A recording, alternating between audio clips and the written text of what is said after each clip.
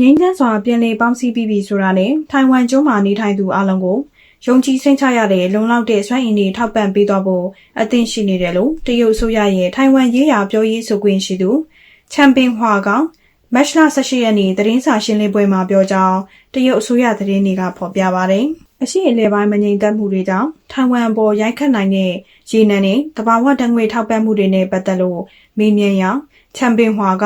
ရှင်းလင်းဖြေကြားသွားတာဖြစ်ပါတယ်။ငြိမ်းချမ်းစွာပြန်လည်ပေါင်းစည်းပြီးတာနဲ့ထိုင်ဝမ်ရဲ့စီးပွားရေးလူမှုရေးဖွံ့ဖြိုးတိုးတက်မှုတွေသိသာထင်ရှားလာမှာဖြစ်တယ်လို့အရှေ့လေပိုင်းကအခြေအနေတွေကြောင့်ရေနံဓာတ်ငွေထောက်ပံ့မှုတွေအတွက်စိုးရိမ်ပူပန်နေရတာမျိုးတွေလည်းရှိမှာမဟုတ်တော့ဘူးလို့ချန်ပင်ဝါကဆိုပါတယ်။ထိုင်ဝမ်မှာသုံးစွဲနေတဲ့သဘာဝဓာတ်ငွေရဲ့သုံးပုံတစ်ပုံဟာ